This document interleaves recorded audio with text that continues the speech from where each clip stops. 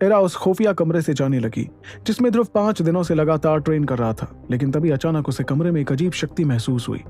इस शक्ति को महसूस करते इरा के चेहरे पर एक अजीब सी खुशी दिखाई देने लगी, जिसके साथ वो तुरंत पीछे मुड़कर ध्रुव की तरफ देखने लगी।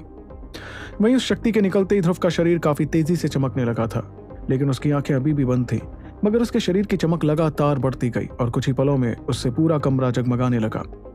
इस चमक को देखकर इरा के चेहरे की खुशी और ज्यादा बढ़ गई और वो महसूस करने लगी कि ध्रुव लगातार शक्तियां सोख रहा था। ये बात इरा ने 2 दिन पहले ही महसूस कर ली थी, लेकिन अब उसे दिख रहा था कि वो अब और ज्यादा भारी तादाद में शक्तियां सोख रहा था।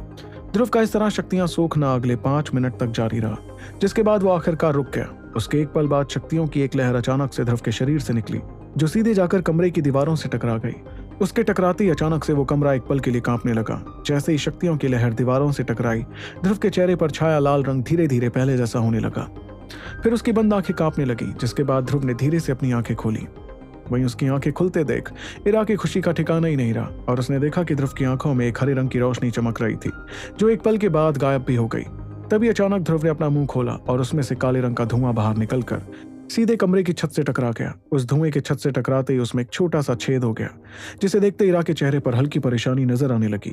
दूसरी तरफ ध्रुव के चेहरे पर काफी चमक आ गई थी, जिसके बाद ध्रुव मुस्कुराते हुए अपने शरीर को देखने लगा।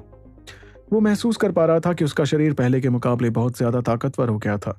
इस दौरान ध्रुव को अपनी बढ़ी हुई शक्तियां काफी अच्छे से महसूस हो रही थीं, जिसे देखकर इरा ने मुस्कुराते हुए उससे कहा, बधाई हो ध्रुव, 5 दिनों के आराम से न सिर्फ तुम्हारे सारे जख्म ठीक हो गए हैं, बल्कि तुम्हें उस मुकाबले का फायदा भी मिल गया है। तुम्हारी शक्तियां देखकर तो लगता है कि अब तुम 5 सितारों वाले द्रोण बन गए हो, है ना? इरा की बात सुनकर ध्रुव ने भी ये महसूस करते हुए अपना सिर हिलाकर कहा, तुमने ठीक कहा इरा, मेरी शक्तियां शायद 5 सितारों वाले द्रोण जितनी हो गई हैं। वैसे तो ध्रुव इस तरह 2 सितारों की शक्तियां हासिल करके बहुत खुश था, लेकिन उसे ऐसा नहीं लग रहा था कि उसने कोई नामुमकिन काम कर दिया था। बाकी लोगों के लिए भले ही ये काफी हैरान कर देने वाली बात थी, लेकिन ध्रुव को अंदाजा था कि ऐसा ही कुछ होने वाला था। इसके पीछे वो खतरनाक मुकाबला तो था ही, लेकिन साथ ही वो जड़ी बूटियां और गोलियां भी थीं जो ध्रुव ने इतने कम वक्त में खाई थीं। इसमें करिश्माई दूध भी शामिल था, जो ध्रुव ने कुछ वक्त पहले ही इस्तेमाल किया था। वो करिश्माई दूध ध्रुव के शरीर ने बहुत हद तक सोख लिया था, लेकिन उसके शरीर में उसका थोड़ा हिस्सा अभी भी बचा हुआ था, जिसका ध्रुव पूरी तरह इस्तेमाल नहीं कर पाया था। यही वजह थी कि फिलहाल जब ध्रुव ट्रेनिंग कर रहा था, तब उसके शरीर ने वो बचा हुआ हिस्सा भी पूरी तरह इस्तेमाल कर लिया। वैसे ध्रुव ने जानबूझकर नहीं किया था, वो तो उसकी शक्तियां पूरी तरह खत्म हो गई थीं, इसलिए वो हिस्सा अपने आप शरीर में फैलने लगा। करिश्माई दूध के उस हिस्से ने न सिर्फ ध्रुव के जख्म जल्दी ठीक करने में मदद की, बल्कि उसकी शक्तियां भी काफी हद तक बढ़ा दी। वह इरा धीरे धीरे चलकर ध्रुव के बगल में आकर खड़ी हुई, जिसके बाद उसने ध्रुव को अच्छी तरह देखते हुए कहा, ध्रुव, एक बात बताओ, क्या तुम्हारे शरीर में कोई तकलीफ है? ये सुनकर ध्रुव एक पल के लिए थोड़ा हैरान हुआ, लेकिन फिर जैसे ही उसकी नजर छत पर आए छेद की तरफ गई, तो वो अच्छी तरह समझ गया कि इरा किस बात के बारे में बात कर रही थी। इस बात के एहसास से ध्रुव ने आवाज में मजबूरी के साथ कहा, इरा, वुहान साम्राज्य में मैंने इंद्रवदन जयान के शरीर से जहर निकाला था, एक बहुत अनोखी जड़ी बूटी हासिल करने के लिए, लेकिन बदकिस्मती से वो जहर उनके शरीर से निकलकर मेरे शरीर के अंदर आ गया है। वो तो मेरी किस्मत अच्छी है कि मेरे पास दिव्य रोशनी है, जिस वजह से वो जहर मेरा कुछ नहीं बिगाड़ पा रहा। इसके बावजूद वो मेरे शरीर में छुपा हुआ है और थोड़ा थोड़ा करके मैं इसे तभी बाहर निकाल पाता हूँ जब मेरी शक्तियां बढ़ जाती हैं। ध्रुव की बात सुनते इरा ने हैरत में पड़ते हुए उससे सवाल किया, तो क्या इसका मतलब तुम रैंक 5 के हकीम होने के बाद भी उसे बाहर नहीं निकाल पा रहे हो? इस पर ध्रुव ने अपने कंधे झटकते हुए जवाब दिया, ये जहर कुछ ज्यादा ही अजीबोगरीब है। मुझे याद है कि इंद्रवदन जी इस जहर की वजह से शक्तिमान होने के बावजूद मरते मरते बचे थे। ऐसे में इस जहर को निकालना मेरे लिए कैसे आसान होगा? वैसे फिक्र मत करो इरा, जब तक मेरे शरीर में दिव्य रोशनी है, तब तक मुझे ये जहर कोई नुकसान नहीं पहुंचा सकता। इतना कहकर वो बिस्तर से नीचे उतरा और उसने अपने अकड़े हुए शरीर को ठीक किया। इसके तुरंत बाद ध्रुव की हड्डियां चटकने की आवाज उस कमरे में गूंजने लगी। वो आवाज बहुत तेज थी, जिससे खुद इरा के चेहरे पर हल्की मुस्कुराहट आ गई। वहीं अपनी हड्डियां चटकाकर ध्रुव को अचानक कुछ याद आया और उसने हड़बड़ाते हुए इरा से सवाल किया, अरे हाँ, ताकतवर लोगों के मुकाबले के आखिर में क्या हुआ? मुझे टॉप 10 में जगह मिल गई है ना? वहीं ध्रुव की बात सुनकर इरा ने मुस्कुराते हुए उसे जवाब दिया, रिलैक्स ध्रुव, तुम टॉप 10 में जगह बनाने में कामयाब हुए। हाँ, वो बात अलग है कि तुम्हारा 10th रैंक है, और हाँ, सिमाल का भी 10th रैंक ही है। इस पर ध्रुव ने हल्की हैरानी के साथ पूछा, क्या?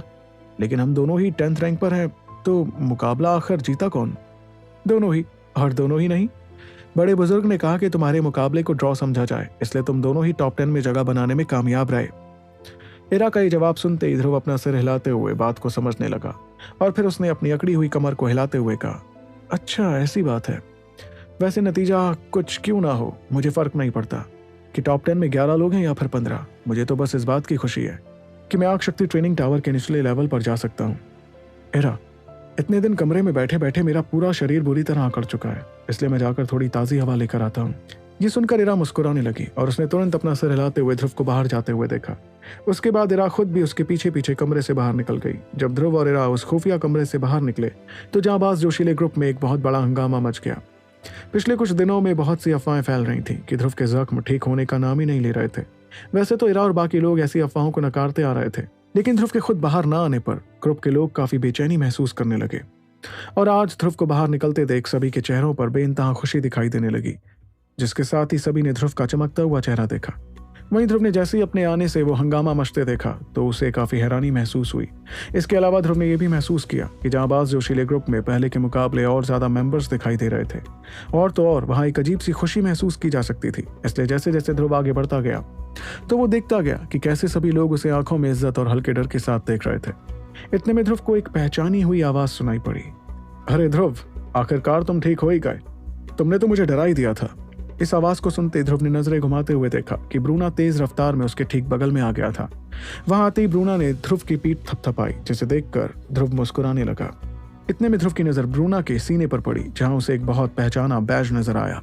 इस बैज को देखकर ध्रुव ने हैरत में पड़ते हुए कहा, ब्रूना भाई, आप जांबाज जोशीले ग्रुप का बैज क्यों पहने हुए हैं?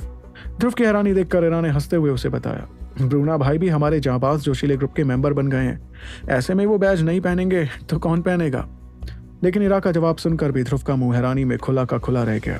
फिर कुछ पलों तक हैरान रहने के बाद ध्रुव ने खुद पर काबू पाते हुए कहा, लेकिन ब्रूना, आप ताकतवर रैंकिंग्स के टॉप 10 में होने के बावजूद जांबाज जोशीले ग्रुप जैसा नया ग्रुप क्यों ज्वाइन करना चाहते हैं? ये सुनते ही ब्रूना ने हंसते हुए ध्रुव को जवाब दिया, तू पागल हो गया है क्या? जांबाज जोशीले ग्रुप नया है तो क्या हुआ, वो आज इस मुकाम पर है जहां सिमाल और नौशीरा के ग्रुप्स तक नहीं है। वैसे तो उनके ग्रुप में टॉप 10 वाले योद्धाओं की तादाद ज्यादा है, लेकिन जांबाज जोशीले ग्रुप की कुल मिलाकर ताकत उनसे ज्यादा है। तुझे शायद पता नहीं, लेकिन करिश्मा दिन भर यहीं रहती है, और तो और तू भी सिमाल जैसे तीसरे सबसे ताकतवर योद्धा से बराबरी का मुकाबला कर पाया। तुम दोनों के अलावा इरा भी तो है। बाप रे, इरा ने तो नौशीरा तक को कितनी बुरी तरह हरा दिया। ऐसे में अंदरूनी हिस्से में किसकी हिम्मत होगी ये कहने की कि जांबाज जोशीले ग्रुप कमजोर ग्रुप है? ब्रूना की बात सुनते ही जैसे ध्रुव के पैरों तले जमीन सरक गई। क्या इरा ने नौशीरा को हरा दिया? लेकिन ये कब हुआ? ये कहते वक्त ध्रुव हैरानी भरी नजरों के साथ इरा की तरफ देखने लगा, जो फिलहाल उसका चेहरा देखकर मुस्कुरा रही थी। तभी ध्रुव के सवाल का जवाब देते हुए ब्रूना ने उसे बताया, ये सब मुकाबलों के बाद हुए मुकाबलों में हुआ। इस दौरान ताकतवर लोगों का मुकाबला खत्म हो गया था। सच में तूने बहुत खतरनाक मुकाबला मिस कर दिया ध्रुव। नौशीरा को इरा ने महज 10 मिनट के अंदर अंदर मुकाबले में हरा दिया था। उस वक्त मैदान में मौजूद सभी लोग ऐसे हो गए थे जैसे उन्हें कोई खतरनाक सांप सूंघ गया हो। ब्रूना की बात सुनते ही ध्रुव के चेहरे की हैरानी और ज्यादा बड़ी हो गई। वो जानता था कि इरा अपनी असली ताकत छुपा कर रखती थी, लेकिन उसे इस बात का जरा भी अंदाजा नहीं था कि वो इतनी ज्यादा ताकतवर होगी। नौशीरा एक बहुत ही ताकतवर स्टूडेंट था, जिसकी बराबरी सिमाल से की जा सकती थी, और ध्रुव को सिमाल से ड्रॉ करने के लिए अपनी पूरी ताकत का इस्तेमाल करना पड़ा, जिसके बाद वो दोनों बुरी तरह जख्मी हो गए। ऐसे में ध्रुव को यकीन ही नहीं हुआ कि इरा ने नौशीरा को महज 10 मिनट के अंदर अंदर हरा दिया था। इसका मतलब साफ था कि इरा की शक्तियां भी जरूर शक्तिमान रैंक जितनी ही थी। ये ख्याल दिमाग में आते ही ध्रुव ने एक गहरी सांस लेते हुए खुद को शांत किया। वो सोच रहा था कि ये खूबसूरत लड़की वाकई बहुत ज्यादा खतरनाक थी। उम्र से तो वो तकरीबन ध्रुव के बराबर ही थी, लेकिन ताकत के मामले में वो ध्रुव से बहुत आगे थी। इतनी सी उम्र में शक्तिमान रैंक हासिल करना अंदरूनी हिस्से के बुजुर्गों तक को परेशानी में डाल देता, और तो और वो लोग अपने चेहरे छुपाकर रोने लग जाते। इसके साथ ही ध्रुव के दिल में इरा के दल का ख्याल आया, जो बहुत ही ताकतवर था। इस बात से ध्रुव समझ गया कि उस दल को किसी मायने में मामूली समझने की गलती नहीं की जा सकती थी। वहीं ध्रुव के चेहरे को देखकर इरा समझ गई कि उसके दिल में क्या ख्याल चल रहा था। इस बात से वो मुस्कुराती रही और उसने धीरे से ध्रुव का हाथ थाम लिया।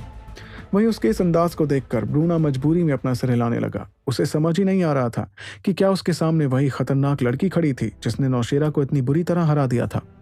इस बात के बारे में सोचकर ब्रूना को मनी मन ध्रुव से थोड़ी जलन होने लगी। आखिर ऐसे कितने लोग थे जिनके पास इतनी खूबसूरत और ताकतवर प्यार करने वाली लड़की थी। उसके बाद दिन गुजरते गए और वैसे तो ध्रुव को देखने के लिए बहुत से लोग नए स्टूडेंट्स के इलाके में आने लगे थे, लेकिन धीरे धीरे ध्रुव को उसकी आदत हो गई। इसलिए कुछ वक्त बाद ध्रुव सभी को पूरी तरह नजरअंदाज करना सीख गया। ताकतवर लोगों का मुकाबला खत्म हुए काफी वक्त हो गया था, लेकिन आग शक्ति ट्रेनिंग टावर में टॉप 10 का जाना टलता रहा ताकि स्टूडेंट्स को ठीक होने के लिए पूरा वक्त मिल सके। लेकिन इस वजह से ध्रुव के दिन बड़ी मुश्किल से कटते और तो और वो दिन ब दिन आग शक्ति टावर में जाने के लिए बेचैन होता रहा। इस दौरान ध्रुव आग शक्ति टावर में जाकर ट्रेनिंग नहीं कर रहा था, क्योंकि वैसे ही उसकी शक्तियां 2 सितारों से बढ़ गई थी, बल्कि वो तो लगातार आराम करते हुए अपने शरीर को ट्रेन कर रहा था। वैसे तो अचानक इस तरह ध्रुव की शक्तियां बढ़ने से बहुत से लोग हैरान और खुश थे, लेकिन ध्रुव जानता था कि उसे अब हर कदम फूंक फूंक कर चलना था। दरअसल इतनी जल्दी इतनी शक्तियों का बढ़ जाना कुदरत से आगे जाना था, और अगर ध्रुव लगातार ट्रेन करके शक्तियां बढ़ाता रहा तो फायदे से ज्यादा उसके शरीर को नुकसान पहुंच सकता था। इसलिए इस बारे में सोचकर ध्रुव ने इस बात का ध्यान रखा कि उसका शरीर आग शक्ति टावर के निचले लेवल के लिए पूरी तरह तैयार रहे। देखा जाए तो खून खराबा दल के जिस सिंकारा को ध्रुव ने मारा था, उसके साथ भी वैसा ही कुछ हुआ था। कम वक्त में ज्यादा शक्तियां हासिल करने की वजह से उसका शरीर द्रोण रैंक जितना ताकतवर नहीं हुआ था, सिर्फ उसकी शक्तियां उतनी ताकतवर थीं। यही वजह थी कि किसी और द्रोण के सामने उसकी शक्तियां कमजोर पड़ जाती थीं। वहीं आराम के दिनों के दौरान ध्रुव का शरीर लगातार ताकतवर होता रहा और उसकी शक्तियां भी बेहतर तरीके से बढ़ने लगी। इसके साथ ही ध्रुव के पास दिव्य रोशनी थी जो उसे ताकतवर बनाने में उसकी मदद कर रही थी। तो क्या होने वाला है ध्रुव के इस रोमांचक सफर में, और कौन सा मोड़ आने वाला है उसकी और इरा की इस लव स्टोरी में, जानने के लिए सुनते रहिए सुपर योद्धा दी वन एंड ओनली आरजे रिवंश के साथ, सिर्फ पॉकेट एफएम पर।